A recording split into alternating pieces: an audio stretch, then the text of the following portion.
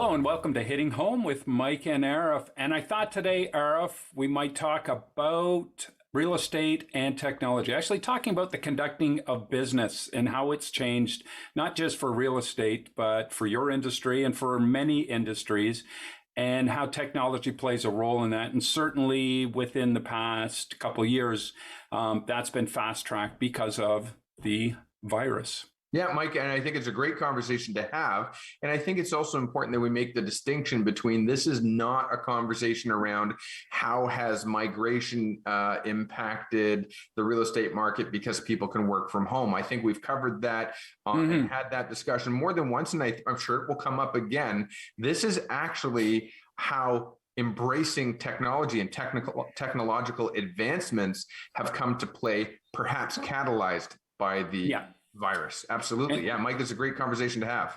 Yeah, and certainly, the best way to demonstrate it as we go on here is I'll probably flash back to some earlier days in real estate and do my best not to date myself, but just show myself as wise as experienced in doing so. But I don't know if I can do one without doing the other. But I think back when I started in 2000 in real estate, and one of the most valuable and sought after things a realtor would go after was we used to have duty shifts in our office where you'd take a 2 or 3 hour stretch of time and you were the agent that sat in the office and you waited for people to either walk in or phone in, and those people would be put over to you, and you try to work with them and eventually turn them into clients. And that just doesn't happen anymore. Everything is conducted either by text, by phone, or by email. Most of the communications that happen within our business, which is far more efficient, it's far faster, and it's far more convenient. But it takes away a little bit of that personal element from conducting business, I think.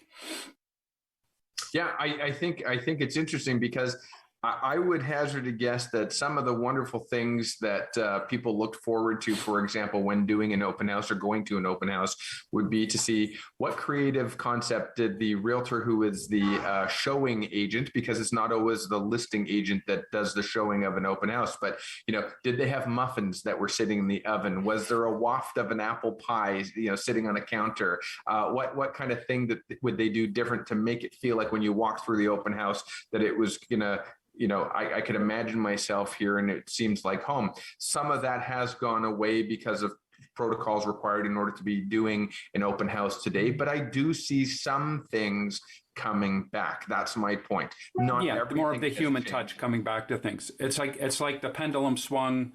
We've experimented, but then now we're finding that middle ground where there's a balance between what we can do electronically and with technology, but still maintain the essence or the most important elements of that human interaction. Sure, Mike, I think that there are going to be some questions that we bring up and that will come up. I'll probably ask you some about predictions, et cetera. But certainly one thing I think is true. I think that there was originally a sentiment of certain things will never happen. Ever. Mm-hmm. And we have proven that wrong, that they are happening. It's how. But one of the comments that you made about efficiency, that we've proven that we can be more efficient by using technology, I'm actually going to challenge it a little bit, because I think what ends up happening is that more from not necessarily philosophical, but just a fundamental standpoint, we used to have time in between meetings when we were commuting from one listing to the next, or one appointment to the listing in your industry,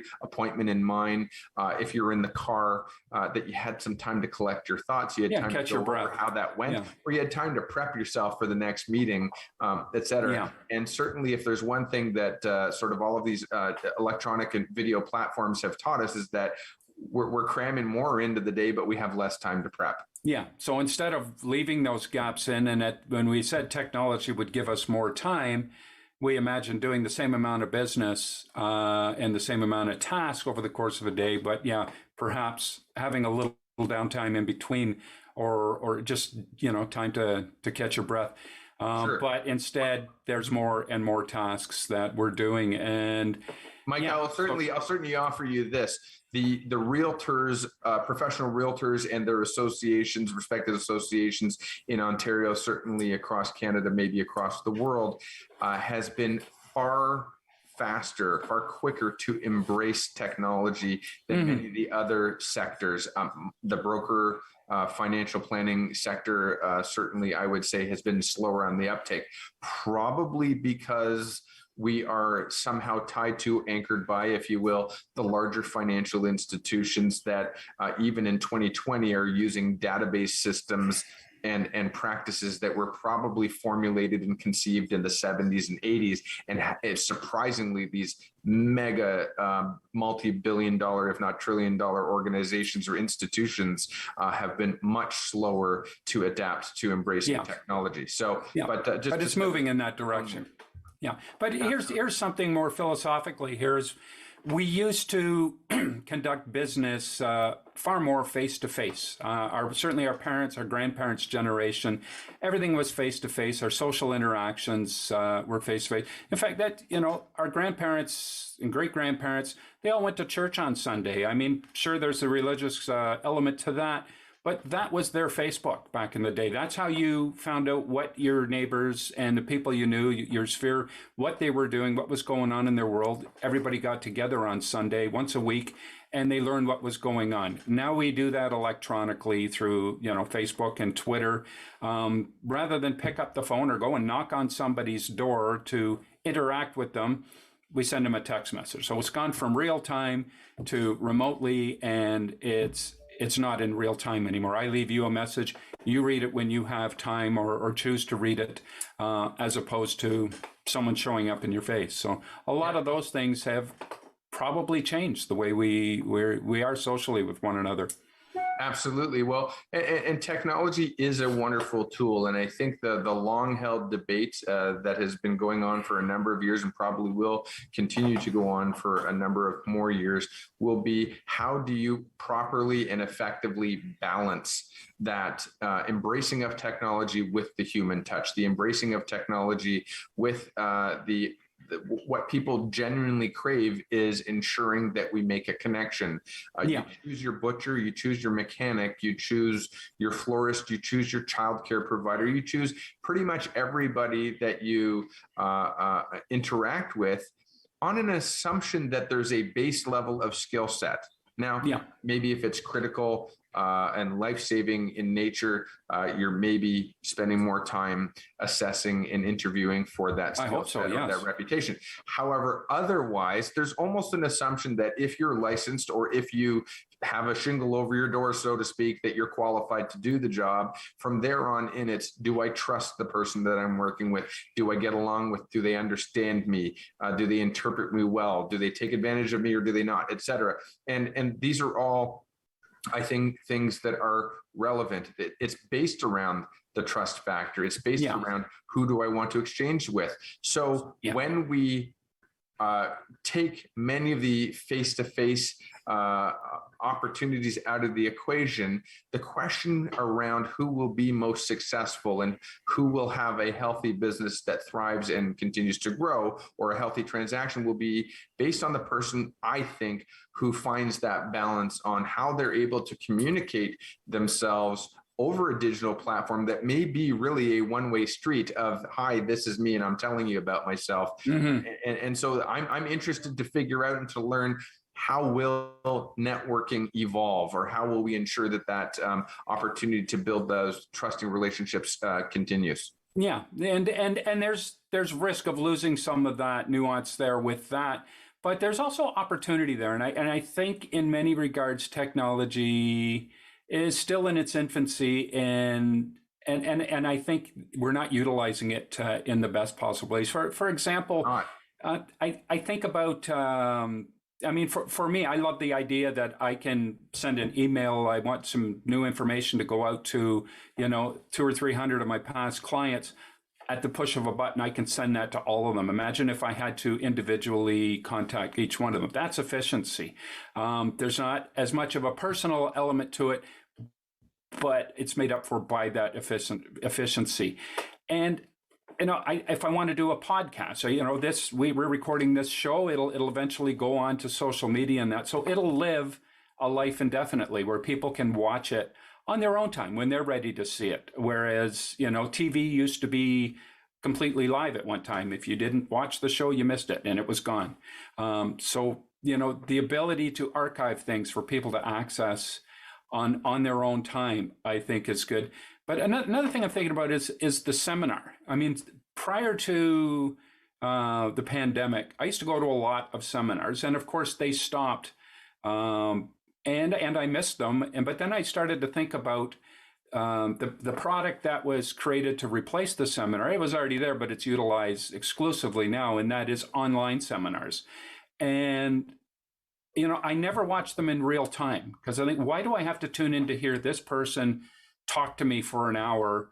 If the option's there to archive it, I'll do it every time. And then when I have the time, I can watch and listen in my own space. I don't have to get in the car. I don't have to drive across town or fly to another city to see this person speak. But I can pick up on everything they have to share with me.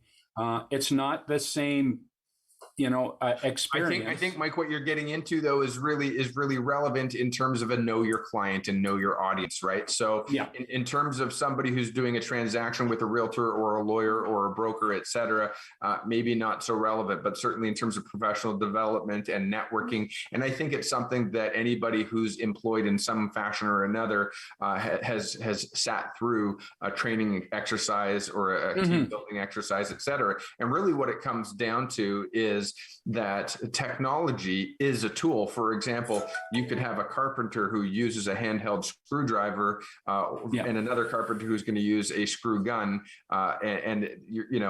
That's efficiency. And that's also saving them their carpal tunnel or their repetitive strain injury, et cetera.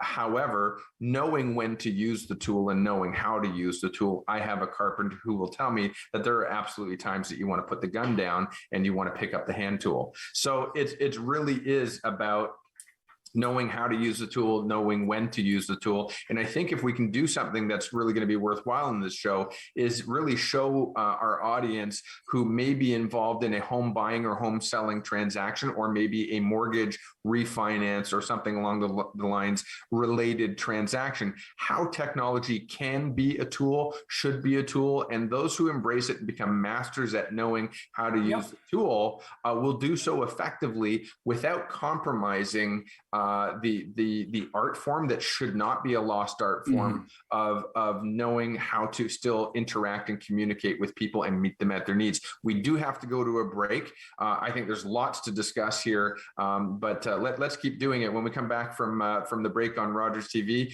we'll discuss how we can use technology in the transaction and how you should embrace it and get used to falling in love with the idea that it'll make your life better. We'll be back with more on Hitting Home with Mike and Arif right after the break.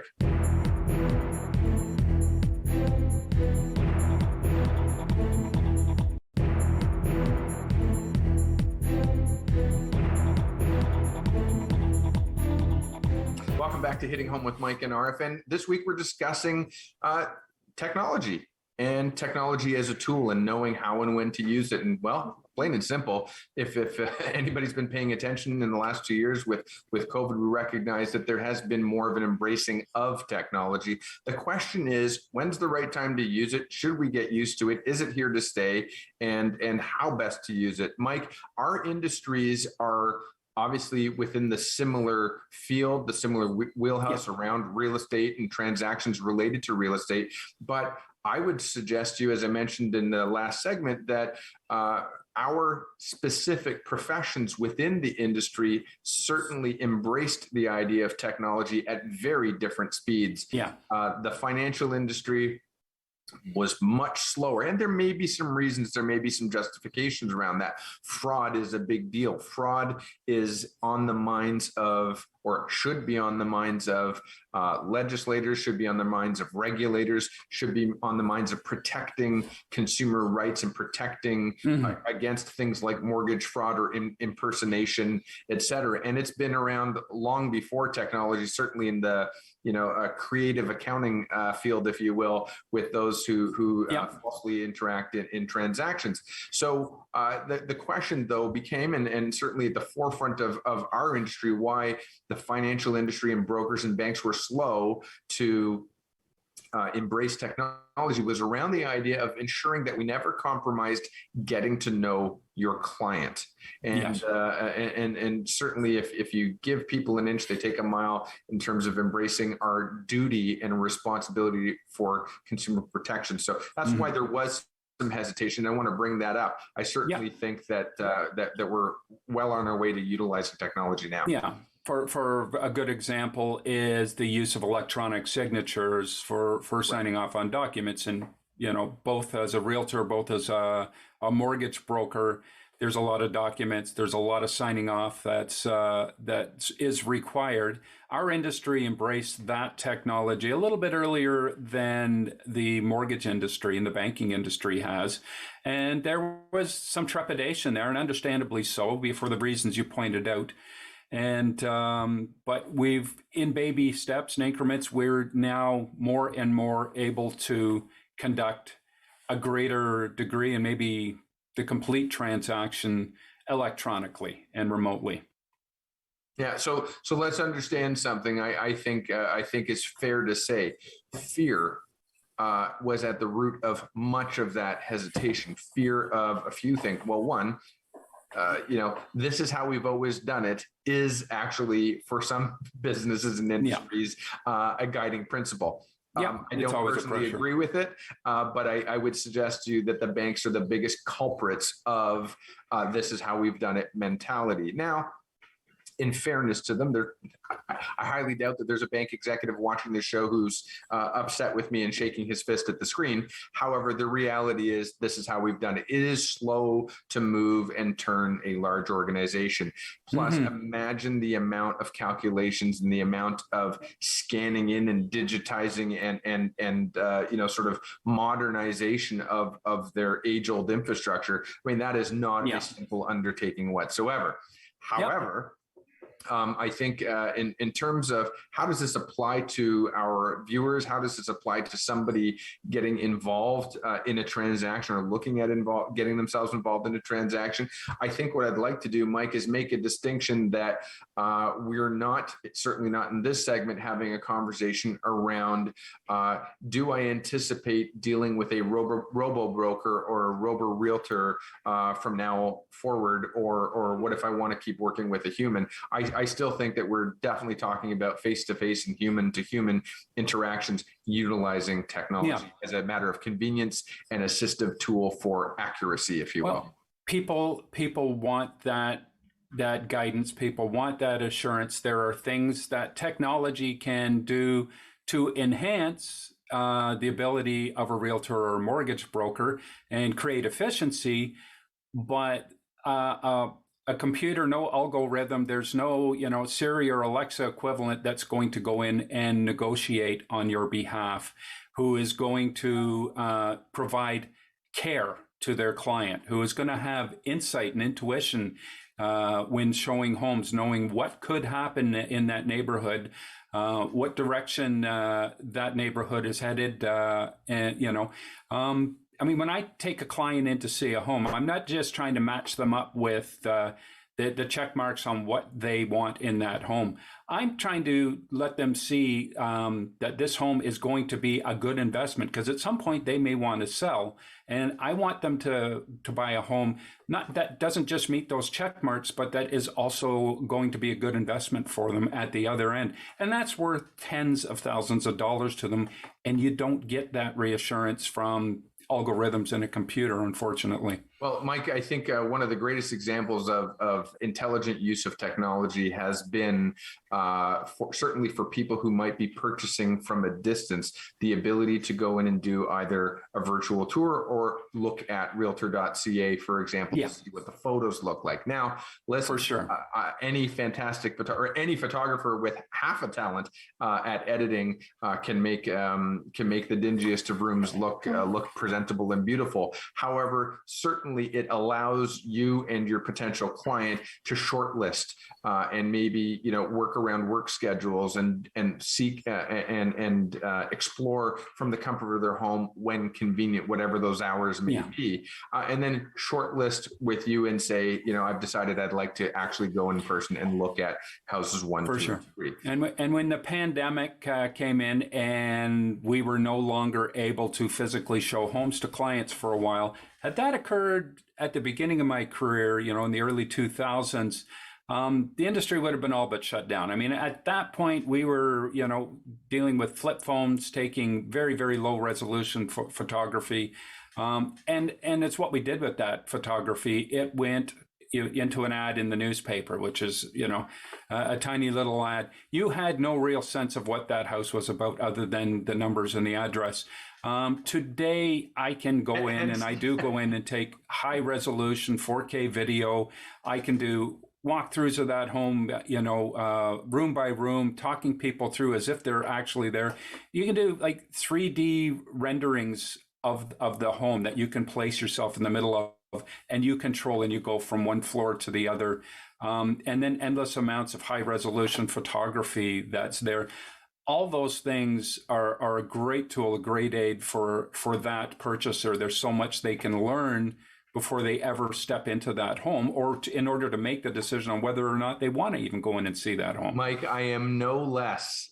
In fact, I am even more baffled and amazed by some of the creative writing genius of some of your colleagues and counterparts in the real estate industry, especially given the fact that there are now 4K resolution photos and videos of home tours. And yet some of the descriptions continue to blow my mind. Well, at one point, was what we had to rely on our poetic license there to sell. Now the home speaks for itself. I mean, it's in those images.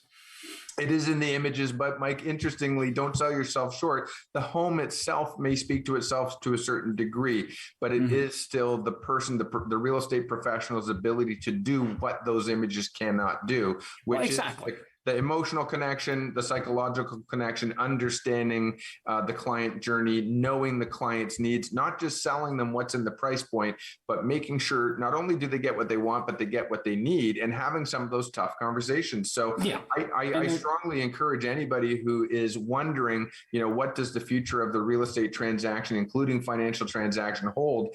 I will call it right now, timestamp this February 7th, 2022. Sorry for doing that to our producer. But here's the thing. We are a long way off, absolutely a long way off from technology replacing the expertise of the professional in the transaction. Anybody who thinks that they're going to fall for some of that amazing advertising out there by some of the financial institutions or brokerages out there that say get qualified in as simple as 1, 2, or 3 clicks has no concept of what's going on. It's not possible. That's great marketing, by the way. Don't get me wrong. For sure. That is fantastic marketing to hook a client into doing a transaction with them, but you are not getting approved in less than a minute. No, but there's a lot of redundancy there, and again, back to the commentary that accompanies those images in a listing. You don't need to give a catalog list of items in the home that are quite readily apparent in the images that are there. And that's what a good number of realtors, that is precisely what they do with that. I like to talk about in those comments, or if you call me up, I'm talking about the things that aren't obvious to you from the photographs and the video. I'm talking about the neighborhood. I'm talking about the projects that are scheduled for that neighborhood in the future. I'm talking about your neighbors. I'm talking about, again, what direction that is. Is this an up and coming neighborhood? Is this a depreciating neighborhood? These are things that aren't revealed in photographs and video, and these are things that you rely on the realtor's intuition to learn. And hopefully the realtor has done their homework, or they're very well versed with the neighborhood that you're interested in and can share those things. That's the value in a realtor right there.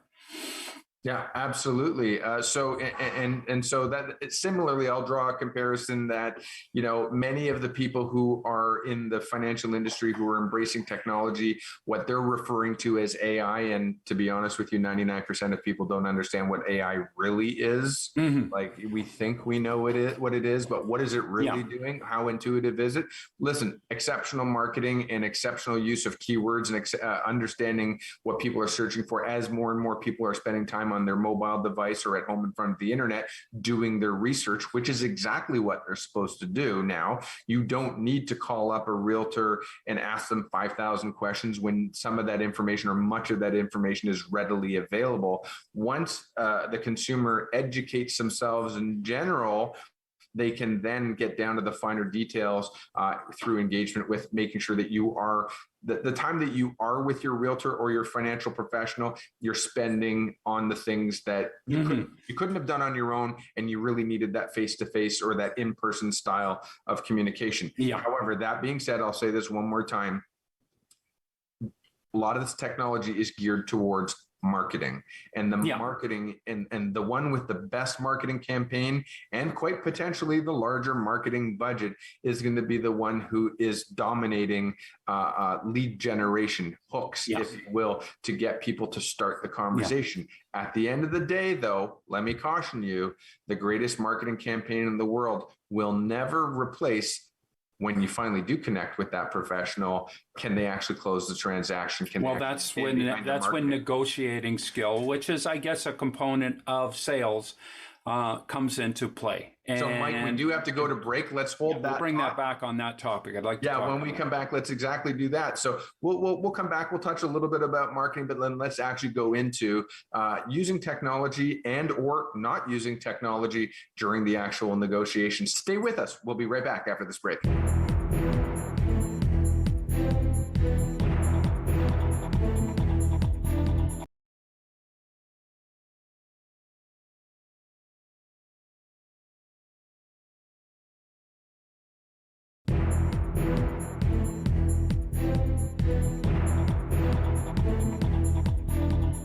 Welcome back to Hitting Home with Mike and Arif, and we're talking about technology today and how technology is a big and a growing part of our industries and of many industries, and just talking about where it comes in. And before the break, we were talking about different areas, and certainly in my business, in our business of showing and selling real estate, the advances in technology for photography and videography certainly have enhanced our business and been a real bonus for buyers who want to go out there online and search homes without actually physically getting in the car and driving around and booking showings. So that's been a real help to the industry.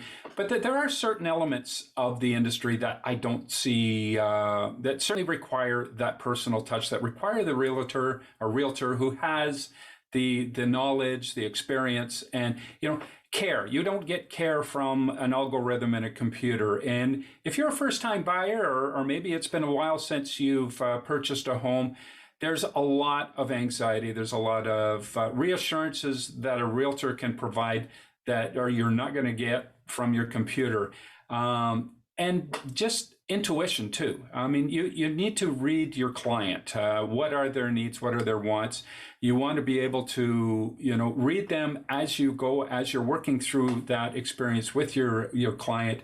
And at various points, you're going to realize, hey, I need to maybe steer you in this direction, or at least offer you the opportunity to go in this direction or that direction.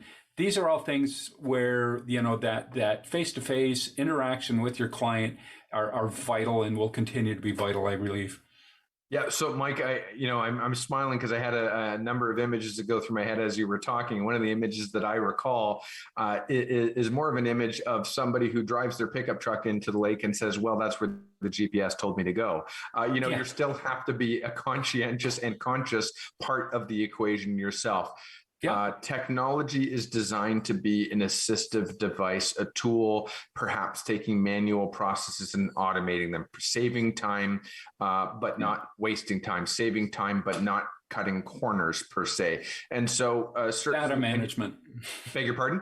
Data management. Data management, absolutely. So one of the other things that came to my mind was, though I certainly recall having sold more than one home and moved a few times in my life, knowing that the beauty behind doing a virtual tour or some drone footage or something along the lines doesn't mean that you won't have to vacuum your way out of a carpeted area, or maybe if you will, stage the home for an open house, but it might reduce the number of times that you have to do so for someone who might not be the well-qualified fit. So that non-qualified person, the person who's not necessarily a tire kicker, but doesn't know that your home isn't the right match for them, if they get an opportunity to look at the photos or see a virtual tour, they might decide to rule yours out. That's not a bad thing. That's actually a great thing, because that's an efficiency.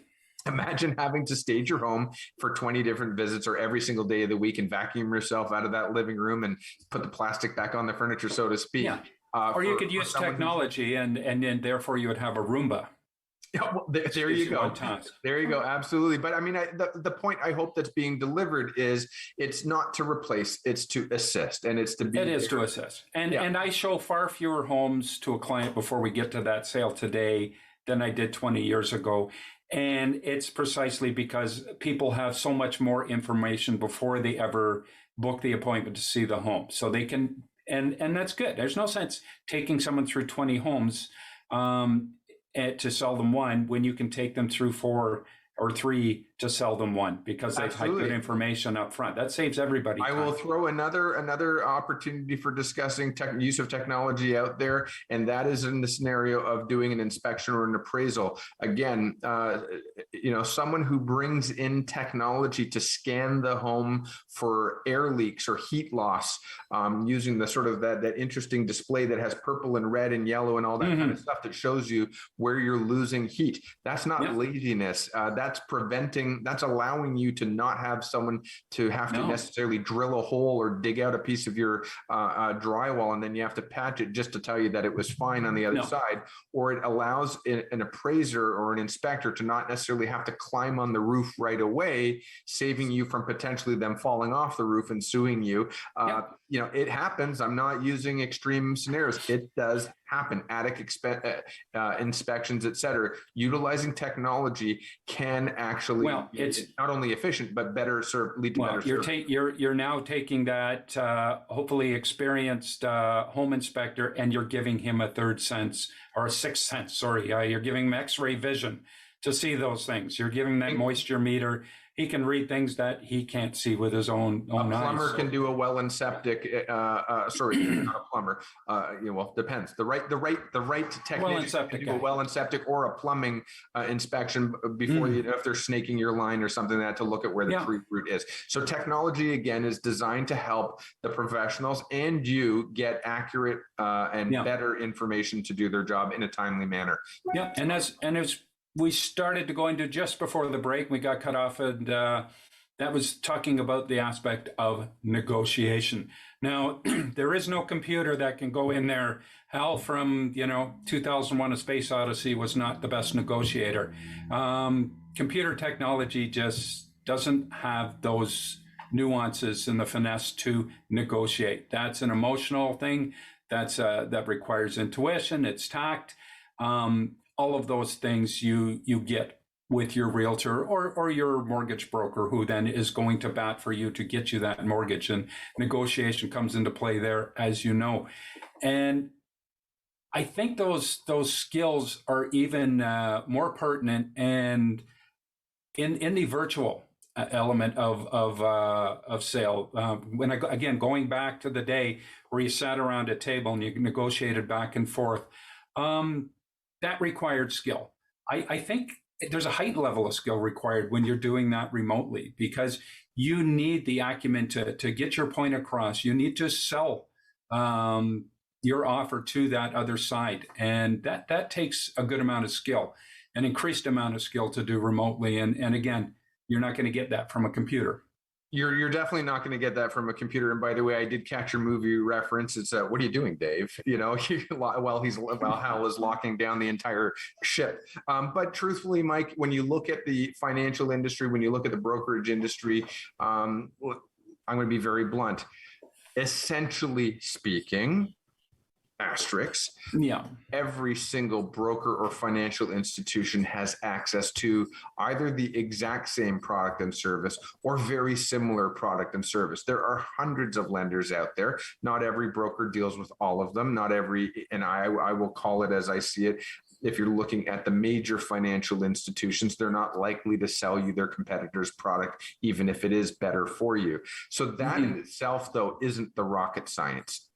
Let's go with, for the sake of argument, that we all have access to the same sort of portfolio of products and service offerings out there. What we don't have all is an equal level of acumen or understanding, because at the end of the day, it's not what can I sell you that's on the shelf that I'm going to make the most commission on, or that the bank wants me to push, or whatever it may be. If a broker or an agent is doing their job correctly, it is the skill and the art and the talent is in how well they get to know you, the borrower, the applicant, the buyer, whatever you want to call it, right? Whatever position you find yourself in today, are they selling you something that seems like it's assembly line, or are they taking the time to get to know you, even if they're not on the phone with, or not in person with you, but maybe on the phone or over a video call? It's how much care, Mike, you referred to the term care earlier, how much care and conscientious effort and energy and enthusiasm are they putting in to ensure that they understand who you are? Not just where you are, but who you are, what is important to you. Why is it that if you put two people side by side with very similar scenarios, why they might recommend one product to one and a different product to another based on what your needs are, what's going on in your life, what's going on with your extended family, where might you see yourself in a year from now, or 2 years from now, or 5 years from now? How did you get to where you are? What's your history like? All of these things are going to be things that an algorithm itself, not yet, maybe in 100 years from now, but not yet, does an algorithm know to take the time and how to dissect that, rationalize it, and then present you with something that may be cheaper, maybe slightly more expensive, but either way is more suited for your scenario. And that's something, again, that no robo-bank is going to be able to do for you just yet. And I would add to that, there's something you refine and you develop over the course of a career, and that is your relationship with your peers, people within your industry, within the complementary industries that you need to interact with during the course of a transaction, either as a mortgage broker or a realtor. That's the lawyers, the home inspectors, the other realtors out there, the mortgage companies, the banks. You develop a level of trust, and I don't want to say camaraderie, but at least just that congruency with those people. And that's a value when you're going to negotiate on behalf of your client, when you're going to present that offer, that comes into play more often than not. And again, a computer doesn't have the capacity to provide that. No, it's so true. I mean, well, a computer will have the capacity to identify key points, especially when you program the computer properly. It will know to look for ratios. It'll probably spit out calculations faster than the human can do, even if I'm manually entering information into my system, or if I'm punching items on my calculator.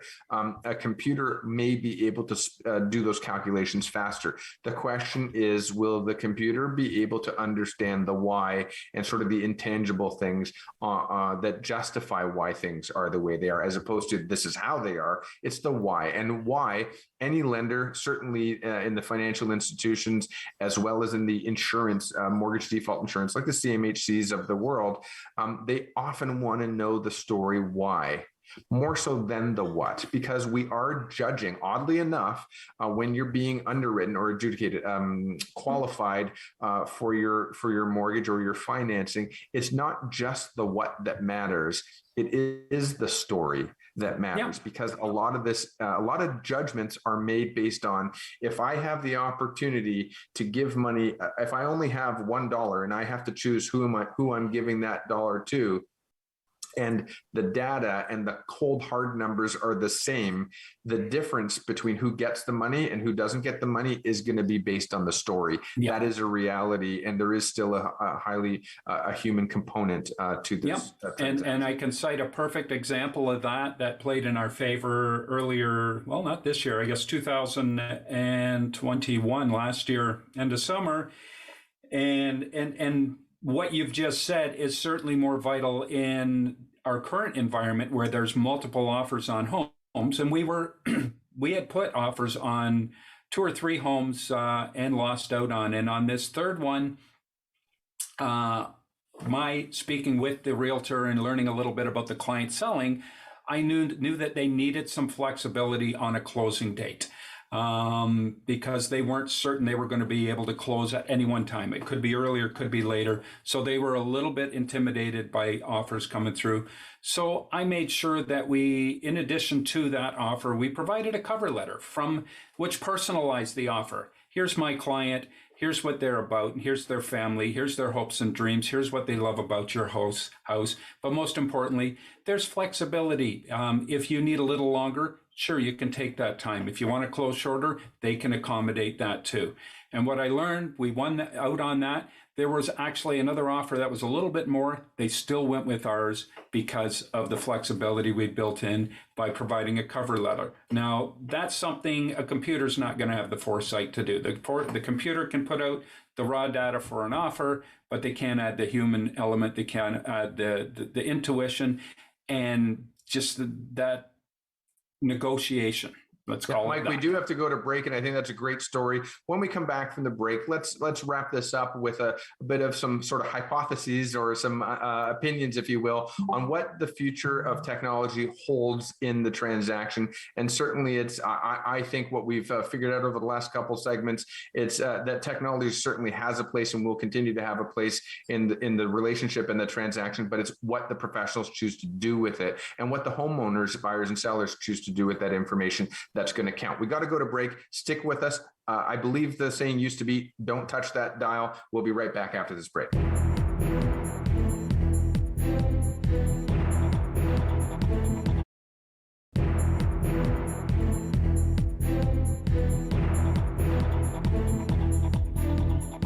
Welcome back to Hitting Home with Mike and Arif.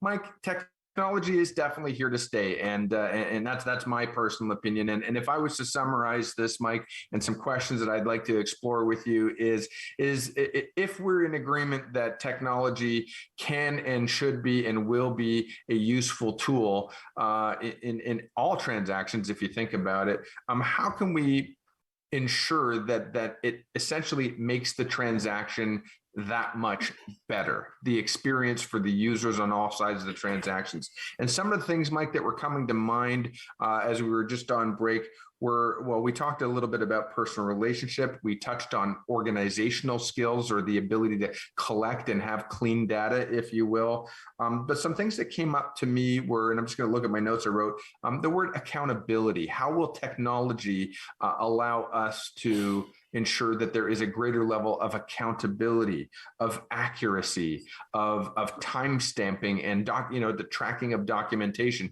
And why would that matter? And how does technology, Mike, allow you as a professional to focus on what you really need to focus on that the technology can't focus on? But well, exactly, right? Yeah. To have the technology working in the background is great, and keeping you accountable, keeping a record of all the data points and your time, keeping you on track, keeping your schedule in place. There's so many things. And I mean, there was a time I started out in this business with a pager on, one belt clip, and on the other side, a Motorola flip phone the size of a milk carton, a briefcase full of 3 carbon copy offer and listing documents, all of that is gone. I mean, basically, this little tool here, if I can hold it up just No replaces. advertising there at I all. did a little advertising for Apple. They're going to be sending me a check later. But it's amazing. If I jumped in the time machine and went back 25 years and tried to describe the phone technology that's coming, people would think I was crazy. But it is amazing what we're able to do. But all of this technology only makes what I do, I wouldn't say easier, just allows me to do it to a higher degree of efficiency, allows me to do it better, allows me to be a better realtor for my clients. And that's what it's all about in the end, I believe. Yeah, no, and I think that is so true. From my perspective, there have been cases where I think everybody's gone through them, where people go into sort of a he said, she said, or I thought I did this, or I thought I did that.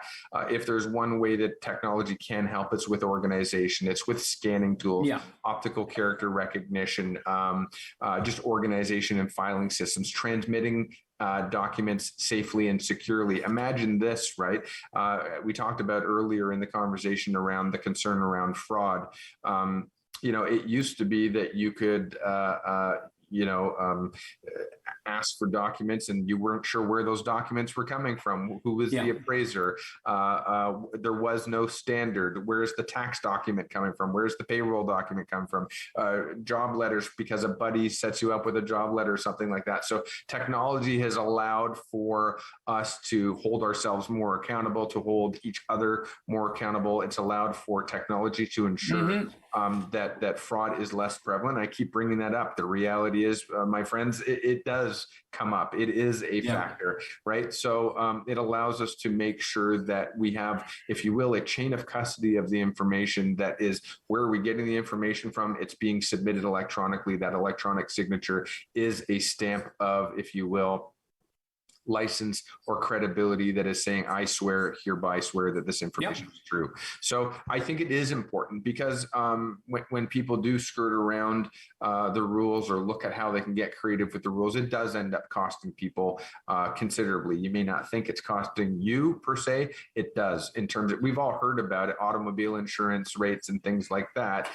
When people fudge things, they spread those costs out across the entire population. We're all paying for when people go around the rules, if you will. Yeah, so it's a record and nothing slips through the cracks. But I'm going to go out on a limb here and suggest that real estate is probably the most personal business relationship, certainly within the world of buying and selling. I mean, it's certainly the largest transaction most are going to engage in. It's quite possibly the most emotional transaction that many are going to engage in. And for those reasons alone, I mean, having another human being who can identify and empathize with you and be by your side through that transaction. I know I'm going all poetic on this, but I think that is vital. And you certainly, again, are not going to get those human components and elements out of any type of computer. I don't care how advanced that computer is, it'll still always be a machine. Yeah, Mike, I think, listen, I'm certainly not anti-technology. I embrace technology. Oh, I'm a geek for technology. Yeah, for sure. I mean, the latest and greatest of everything all the time, but it's how can that help me serve you better? And I think that is really the key. So when I think from our perspective, again, I've said this before, you're not going to be answering 3 simple questions and clicking submit and get yourself approved. It's not happening. What is going to happen is you'll do 3 simple clicks. You'll be told that you've been approved, and then you actually have to go what you were going to do anyway if you were speaking to a human. So the reality, it's a lead generator, it's marketing, and it's a very successful and effective marketing tool. Yeah. It's plants an emotional seed that says, the computer says that I've been approved. I'm going here and I'm going to stick with it. So in my personal opinion, those of us who are embracing or considering staying in the financial services and brokering and field, we better embrace that technology, because it is about how can you keep those leads coming in when there's so much competition out there. But it won't be as simple as automating. It's how can your marketing effort connect with the audience who's looking on an iPad at 11 o'clock at night because they can't sleep. And so it's about that engagement. So there still has to be personal touch. There still has to be the ability to resonate with an audience, know your niche, know your audience, but recognize as a consumer out there, if you're looking at getting a mortgage, if you're looking at who you want to work with, you better believe that the government and the regulators and those who are looking out for consumer protection are not going to be making it easier. They're not going to be letting slide the high standards to ensure consumer confidence and protection. They're not going to let that slide with a 3 simple click thing. You will have all of your documents vetted, and you will have, you still will want to be working with someone who can help you personally get to know you, get to know your story, go through your documentation with you, and ensure that you qualify appropriately. Yeah. And I'll add to that. I don't believe that the general public has any will or is in any hurry to replace you or I in what we do in our business with technology. And I can cite a perfect example of that is in the States over the last few years, there have been 3 or 4 brokerage models that have come forward that have tried to present themselves and market themselves as being virtual automated processes. You don't have to go through all the frustration of dealing with a realtor. You can do it all electronically. And these models stick around for a year or two and then they're gone. So, I mean, that's people raising their hands to state whether or not they want to replace us with technology. And I got to say, I just ordering food through an automated system online, press 1 for this, press 2 for this. I'm totally frustrated 2 minutes into that call, whatever it is, whether it's calling whatever business. Can you imagine trying to go through the complexities of putting a mortgage together or conducting a real estate transaction using today's technology? And that's exactly what it would be. It would be those bots that were saying, press we choose this. If you want this, choose that. I'm sorry, I didn't hear what you said. Please repeat. And then the menu starts again. You're ready to just, hang up. I think, though, one of the ways that we could wrap this up, Mike, though, is this. I think a recent study was done of those who are certainly, I don't want to say the millennial generation or which generation it may be, but those certainly currently who are entering into the marketplace, perhaps for the first time, have grown up with a more recent version of technology at their fingertips, whether it's an iPad since birth or game development and app development, et cetera, whether it's social media, et cetera. All of those things are relevant. They all do play into what we're talking about on the show. But if I was to wrap it up, I would offer you this, is that those who are the greatest adopters of technology are the very ones who have said that I choose to use technology as an element of convenience or research or making sure that I am a smarter, more aware consumer. However, I still, even more so, more now than ever, want to ensure that I have a relationship of trust with the human being in the interaction. We do have to go 30 seconds to you, Mike. Yeah, I would call that, from the public's perspective, more of a curiosity than an appetite for technology with regards to what you and I do. Absolutely. But if one thing is for sure, you will still want to make sure that you've got a great relationship with the professional that you're working with. I want to thank you for this conversation. I thought it was fun. I thought it's informative, inviting, and we'll see you again next time on Hitting Home with Mike and Arif. Yeah. Press 1 to say goodbye.